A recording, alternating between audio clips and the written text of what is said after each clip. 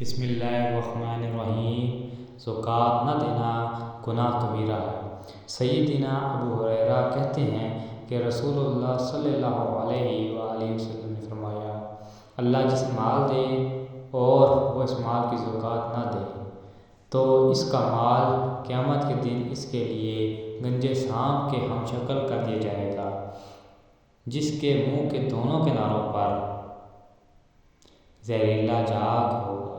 وہ سانپ قیامت کے دن اس کے گلے کا طوق بنایا جائے گا، پھر اس کے جبڑوں کو ڈسے گا اور کہے گا، میں تیرا مال ہوں، میں تیرا خزانہ ہوں۔ پھر آپ صلی اللہ علیہ وآلہ وسلم نے سورۃ آل عمران کی یہ آیت نمبر 180 کی تلاوت فرمائی۔ جو لوگ ان چیزوں میں بخل کرتے ہیں جو اللہ نے ان کو اپنے فضل سے دی ہے، وہ یہ نہ سمجھیں کہ یہ روش ان کے لیے بہتر ہے، نہیں بلکہ یہ ان کے لیے بہت ہی بری ہے۔